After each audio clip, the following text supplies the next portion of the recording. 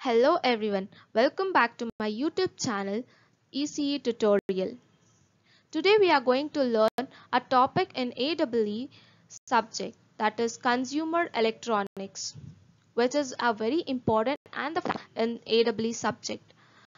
Basically, consumer electronic means it refers to any device containing an electronic circuit board that is intended for everyday use by any individual.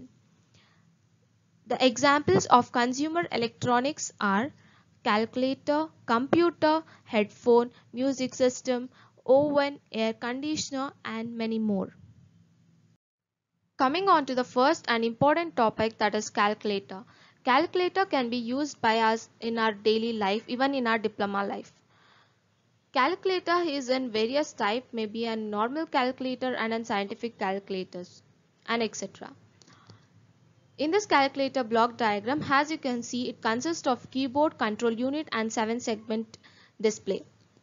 In control unit, we have encoder, adder, subtractor, instruction register, address register, display register, operand, X register, accumulator and the decode memory. Let's see the working of the calculator in the next slide. So now let us see how this calculator works. So basically this calculator it is a miniature of special purpose computer. It is similarly like a computer but doesn't perform all the operations of computer. It just only calculates. It just use it for calculation purpose. So now with an example, by using an example, I am going to explain the working of calculator. So first, here I am taking an example of 8 plus 5 equals, what is the answer? It should display 13. Let's see how it displays. So as soon as we press 8, on the keypad, this 8 will be encoded to BCD value as 1000. So this encoded value, by using controller circuit, it will be displayed, it will be sent to display register and get stored in the display register. Next, by pressing plus operation, this operation will be transferred and stored in the coded form in X register. In X register, this plus operation will be stored in the coded form. Next, 5. This also, it's same like an 8 how it encoded. The same way we have to same way it performs. So this 5 also gets encoded and gets translated to 101 in the BCD form, and then by using controller it will be sent to display register and then it will be passed to decoder circuit. Then by pressing equal sign, it checks in the X register what the operation it has to perform. In X register, it is telling that we have to perform an add operation. So then this controller applies the content in the display register, what the value is there in the display register and in the operand register. In both those values are applied in adder input. Then the result will be stored in the accumulator and the result will be finally displayed on the display unit. For longer and complex problems, we use instruction register, ROM and address registers. So next let us see about the difference between calculator and the computer, which is very important and very easy also. First point is about the cost. It is costly and here it is cheaper. And the second point is about the size. Here it is bigger and it is small. And next is about the operating speed. It is high speed and it is slower. Here about the accuracy, it is more accurate and it is less accurate. And flexibility, here it is flexible, it can be used for solving any kind of problem. In calculators, it is not much flexible, it can only perform the mathematical operations. Here it is about the program, it is programmable and here it is non-programmable. Next about the peripherals, it can support variety of peripherals. It cannot support much peripherals. It can be only used for displaying units and keyboards and limited capabilities. Next about the internal memory, it has large internal memory. Here it has very small internal memory. Here it can support large backup storage. Here it is fixed. It cannot support many backing up storage. It is fixed. In this, many people can connect to one PC, but here only one user can calculate at a time. One user can use the calculator at a time, but here you can support for many number of peoples.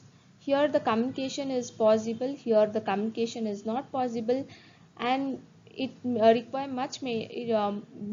more number of maintenance. Here it doesn't require much maintenance works.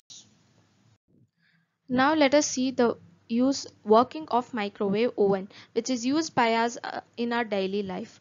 You can see in this block diagram we have an AC old which is passed to the fuse and series interlock switching and shunt interlock switching, thermal protector, relay, bleeder, capacitor, bleeder, resistor, microprocessor chip and a magnetron.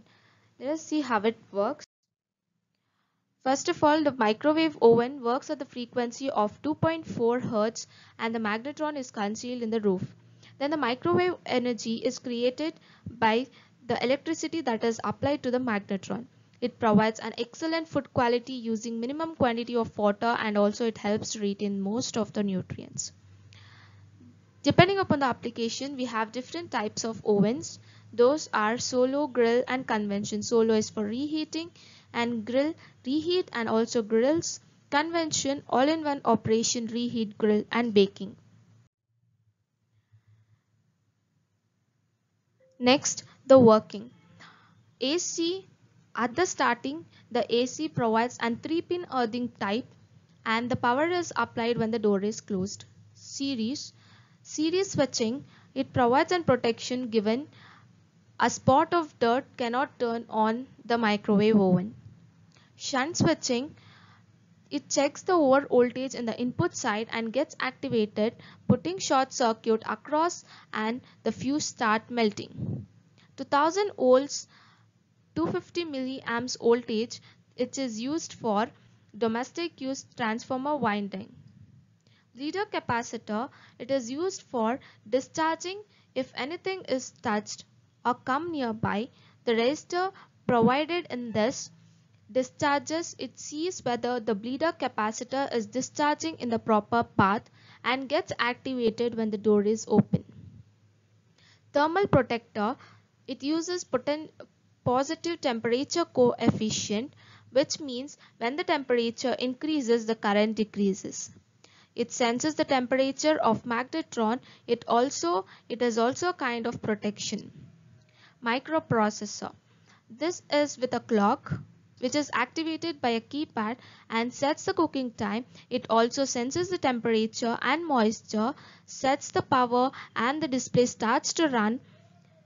It uses triac to activate the microprocessor generator. This triac, it triggers the circuit by using gate pulse. The entire timing is carried out by functioning of triac or relay. Now let's see about the washing machine.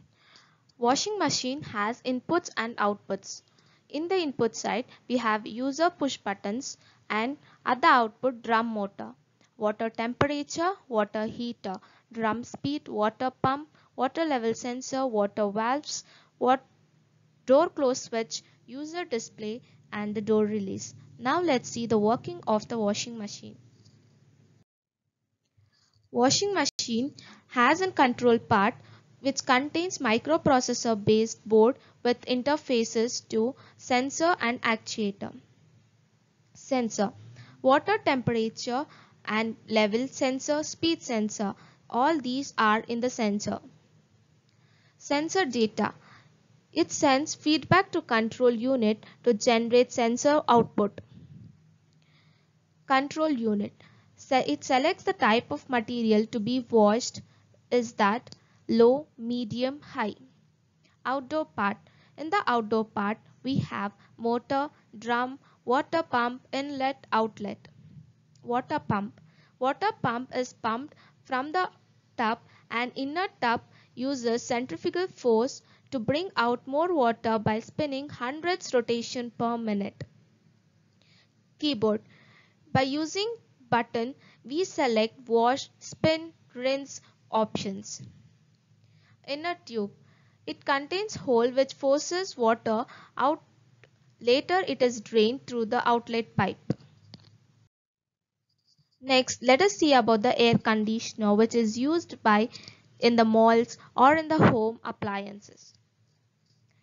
As seen in the block diagram, we can see compressor, expansion, evaporator, condenser, fan, and the cool warm air to the out and the cool air to the inside. It is the process of removing the heat from the particular space, thereby cooling the air and removing the humidity. Air conditioner can be used in both domestic and commercial environment. This is used to achieve more comfortable interior environment. Also used to humidify room filled with heat. It uses fan to distribute air in buildings or vehicles. It refers to any form of technology that modifies conditioned air. Air conditioner, it simply means cooling air. Let's see the differences between barcode and the QR code. Here you can see in the diagram the QR code and the barcode. The barcode is represented by the widths and the spacing of parallel lines and may be referred as linear. The QR code consists of black squares arranged in a square grid on a whiteboard. Barcode are one-dimensional numeric code and they are capable of up to 20 characters. QR code are 2D codes capable of storing horizontally and vertically. A conventional barcode can carry less information.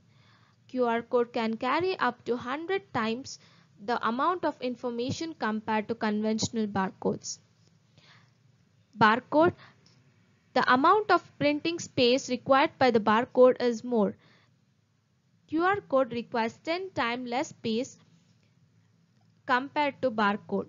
It is capable of being read in 360 degree. Barcode were decoded with special optical sensors.